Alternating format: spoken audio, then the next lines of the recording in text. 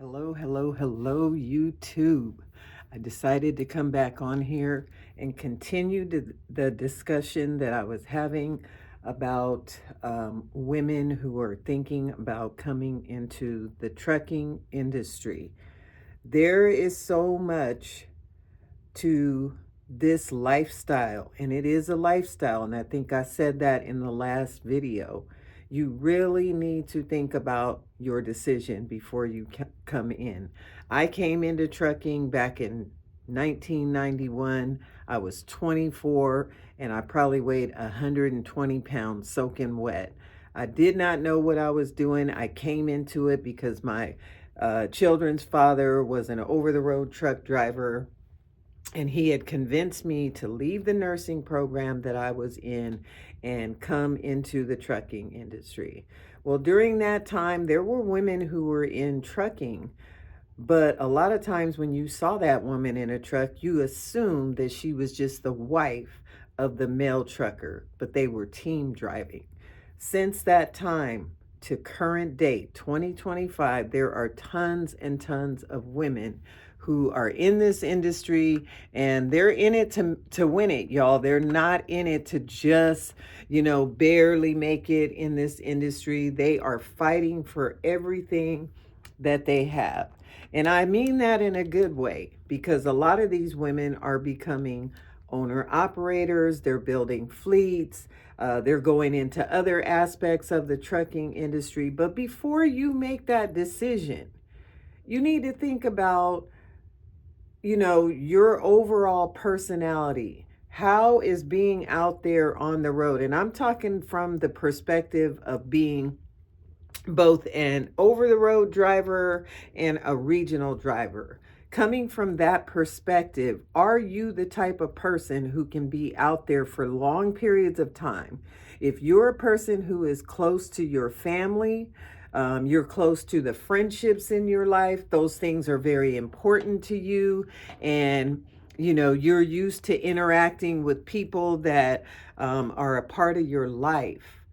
Are you going to be able to be away from those people to do a job that is going to demand your time? It's going to be very tiring. I'm never going to sugarcoat it and say that this is going to be an easy lifestyle, because it's not. Now, before I go any further, while you are sitting there watching this video, can you please give it a thumbs up, a like, and subscribe, and just continue to watch as I post information about this trucking career. Guys, I've done this for a long time. I am now a CDL instructor with Prime Incorporated, and I am not trying to plug Prime. I'm just telling you where I am. And, in the last 4 years, I've seen a lot of women, last 5 years really, or more, a lot of women have come into this industry, and many times they're not prepared. So, the last thing I believe that I left off, I was talking to you about how to outfit your truck. The reason why you need to have a separation is because this one little space is going to become confined once you start putting your things into it. Okay. The front part of your truck, if you're over the road or regional, should be considered your office. The rear part, everything behind the curtain of the sleeper area, that's your bedroom. And so you want to make that thing as homely as possible, because you need to feel like this is a place that you can come to and feel blessed and feel comfortable and feel like you can be at peace even in the midst of all the chaos of doing this job. It is going to absolutely challenge everything about who you are in order to come into this industry. I've seen the most timid woman come into this industry all the way to the most educated woman, ex-teachers, ex military, you name it, the trucking industry has it. But this lifestyle is not for everybody. And so if you're here and you're watching this, we are going to continue to talk about these things. And I'm just going to document the things that I feel that you need to know as a woman coming into this industry. When I came into this industry, I was a single parent with 4 daughters. And during the course of that, one of my daughters was killed by a drunk driver. I lost my husband and my mother, all in the last couple of years. And I've had to shift the way that I interact in my own life, guys, because of this industry and because of the demands on this industry and the people that I knew I was going to interact to be able to empower them to want to continue to stay in this industry. Your truck, when you start working in this industry, first of all, you got to get through the training portion of it, right? So during training, you got to be open to learn some new things, and you got to figure out how you are going to train. That is going to be powerful, and it's going to be key to your wanting to succeed. My personal choice when I came into this truck driving industry was to go through a truck driving school in my community. It allowed me to come home every single night, so I wasn't really missing home. I was able to come home until I can see myself coming into this industry. Well, nowadays, there's so many ways that you can enter this industry. You can do it through community colleges are offering courses. You can go through your unemployment office if they have funds within that office to have you retrained. Let's say you're in an industry that is not serving you, or you're working a career job and it's just a job, but it doesn't feel like a career and you can't see yourself elevating, and you want to completely retrain. Coming in through an unemployment agency can offer the opportunity to have your training paid for free. You're going to have to go to that office and you're going to have to check with them to find out if that's even an option. Okay. I know in California they have career centers you can go into, and they will let you know if those funds are there. I'm not sure about every other state, but in California that was something that was an option. Okay, so now maybe that's not an option where you are, and perhaps you want to find a truck driving school or some type of training program in the area that you're in because you really want this. Okay, you need to secure that, but understand that whatever avenue that you choose, you got to be able to pursue it and go after it with everything that you have. If I can do this with 4 kids, you can do this as well. And so many other women have left their comfort zone to come into this industry to be the change that people want to see in trucking. All right. So you come in.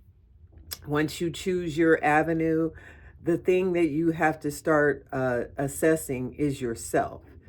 Okay, if you have a home, a mortgage, an apartment, or someplace that you're paying rent on, is there a way for you to continue to take care of that thing while you're in training? Because it's going to take a minute for you to finish your little training program in the trucking industry, but those things that you have to take care of at home, they're still going to be going on. What are you going to do? Are you in a situation where you can leave it as is? Do you have a cushion that you can, rely on the money from the cushion? Or is it going to present a hardship for you? Do you have family members who can go and maintain and, maybe pay the rent or the bills on your property? This is something you got to think about because, guys, if you choose to train through a company or a training program that is outside of your state, these things are going to worry you. I've seen this happen time and time again, feeling overwhelmed, wanting to rush through the training program to get your CDL, and you never took care of those things, and now all of a sudden it becomes urgent. All your bills are due, and you're getting calls from creditors and bill collectors because you didn't take care of these things before you came out into this environment in which you're going to train. Are you thinking about training through a company? If you are, the sacrifice that you're going to make is you're going to stay in a hotel that they provide for you. It may or may not be to your liking. It's not what you're used to. And that is going to be your first challenge. How are you going to feed yourself? Does this company provide some type of financial benefit for you to be able to feed yourself? Do your laundry and some basic necessities while you are in training. Once you decide what type of training avenue that you're going to take, now you're going to be challenged with your personality. You know, strong women, sometimes it's hard for a strong woman to come in and not feel like she has to be so tough. You do have to have thick skin to come into this industry, but now that you have decided your avenue, what is your plan moving forward? Okay, let's say you made it through your training program. What company are you going to be working with? What kind of history does the company have? Are you going to lease a truck? Are you going to become an owner operator? What is your short term and what is your long term goals, lady? You have to have these opportunities to think about these things, because if you don't have goals when you come into the trucking industry, it is going to make you feel some type of way, especially if you're on social media and so are all your friends and family, and you're starting to watch them live their lives. They're going to all the family functions, the friends get together, they're going out to eat, they're doing all the things, and you are out there on the highway. How is that going to make you feel? How is that going to impact your mindset? Are you strong enough to have the kind of goals that you need to accomplish what you need trucking to do for you? You ought to have a 1-year goal, a 2-year goal, a 5-year goal, and if you're planning on staying into trucking beyond that, set goals while you are there. If you just come into trucking and you don't have a plan, you're just going to ride with the wind. You're just going to be, everything's going to be a problem for you. Everything's going to be a challenge and everything is going to be an obstacle. But if you come into the trucking industry with the mindset that you are here to make some things happen in your life, you've been working these dead-end jobs, or maybe you've worked a corporate job before and none of that is working for you, and now you're looking for some type of experience, some type of freedom, some type of way to help you to overcome your fears. Maybe you're escaping a situation at home, such as domestic violence, or this narcissist person that you've entangled yourself with for years. What is your plan for how you are going to change the course of your life, and how is trucking going to do that and add value to your life? This is how you got to start thinking. This is not just you coming in a truck and you being cute and because you've seen all these other women on TikTok and YouTube and they look cute and they're showing you this job and you think I can do it, but you've never done it, and it's not until you do it that you realize this wasn't what you thought it was. By the way, when you come through training, if you're going somewhere, either through a company or somewhere out of your state, make sure you pack about 7 to 14 days worth of clothing. And you should have all different types of seasons because all over the country, even though it's winter time right now, some states will have warm weather anyway. Some states will have freezing cold weather. If you're from an area like Florida, um, Atlanta, or other places where it is a warm weather state, I need you to triple layers and bring a big jacket to come out here and drive or train, because right now it is cold. It's cold in a lot of places, the kind of cold, if you're from a warm weather state, you're not really ready for that. So start thinking about this. Don't just jump into this thing unaware of what you need to do. Don't just jump into this without planning and without doing proper investigation about this industry. You need to start calling some of these companies. Don't just settle for the first job that comes to you. Call the companies. You ought to have a list of ideas of what your expectations are, um, for the company that you think is the ideal company for you, and then start looking up trucking companies and find out what their pluses and minuses are. What are their pros and cons? Why is it that you would like to go to that company? Don't just do it because you heard from some YouTuber. And I'm not knocking YouTubers right now. Don't just rely on other people's opinions. That's what I'm trying to tell you.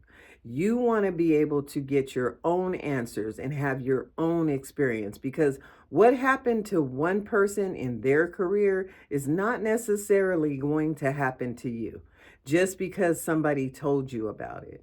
I personally am not going to recommend anything for you. I want you to start picking up the phone and calling these companies, finding out what they have to offer. Get the real information from the company itself, or go to their website and look at what they're saying. And then even after you see what their information is on their website, if they have one, pick up the phone and call these people. Start asking questions. You need to kind of ask the kind of questions that are going to help you to make a quality decision and not an impulsive decision. It would be easy to impulsively come into trucking because you think you've got an answer for your problem, and you've heard from this person on social media and that person on social media, and they're speaking highly of you coming over to their company. Keep in mind that companies are paying people to recruit. There's a referral fee or a referral bonus. And so even with that referral fee or bonus, that's great if you feel like that company is a good fit for you. But don't just come to a company because of that this person is telling you and selling you this bill of goods and you didn't do your research. Doing your research is absolutely going to benefit the experience that you say that you want to have. So pick up and call these companies. Find out, do they have a driver referral program? What kind of medical plan do they have? What are they paying the drivers? Is it by the load? Is it cents per mile? Are there opportunities for growth in this company? Or, am I always going to be a company driver? Or, if that's an issue for you and you want to grow in this company, but all they have is the opportunity to be a company driver, but you want to own your own truck. If you're looking to own your own truck as you come into this industry, I caution you not to rush into that because you don't even know if you like this industry yet. These are the kind of things that you need to think about. What are the benefits of being at this company? What is the company's culture? Can their culture feed into where you see yourself going? Is there long-term opportunity for growth here? Or Are you going to work at this company for X amount of time and then you're going to pursue your dreams? You need to start thinking about those things as early as yesterday. Okay. Don't walk into trucking blind. This industry is constantly evolving and changing. You know, more companies are getting inward facing and outward facing cameras. Depending on the company that you work for, is going to determine how that camera interacts. Is it voice recorded? Does it record everything in your truck? You know, you have to think about that. Privacy factor, how is that going to affect you? Think about what you want and start planning before you just jump right in, unaware of what you jumped into. You know, if you're not the person that can do this kind of research, you're going to be in for a rude awakening. And I promise you, I do not want you ladies to be having a bad experience. I want you to come in with a plan on trucking. Come in. A lot of people think of truck drivers as steering wheel holders, or there's these cute women out there. We've seen them all, and there are some beautiful women in trucking, but there is so much more to it. Honey, if you don't have a plan, this is not the thing for you. I promise you. If you don't have short-term and long-term goals for where you're trying to take your career in this industry, it's going to disappoint you, because you're going to have to deal with traffic. You're going to have to deal with rude people. You're going to have to exercise customer service skills. You're going to have to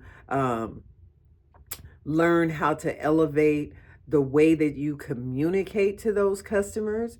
You're going to have to recognize that you are a rare breed in trucking, and you do have value in spite of the fact that there's going to be some people who will put doubt in you.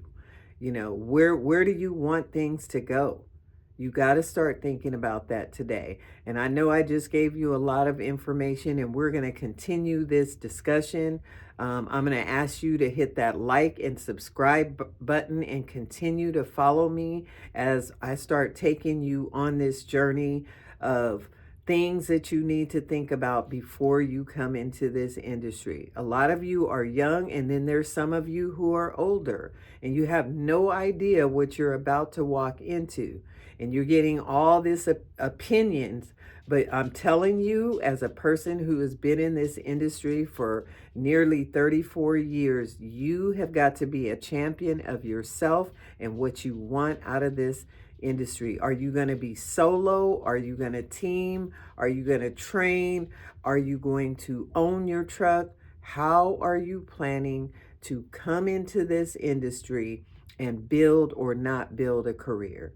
Is this going to be temporary to help you to get to the next thing? Because everybody can't do this long term. Everybody can't build a 30-something, a 40-something, a 50-something year career. It's not sustainable to even think like that. There just happen to be a lot of people who have done it. Doesn't mean that that's for you. You got to figure out what is best for you.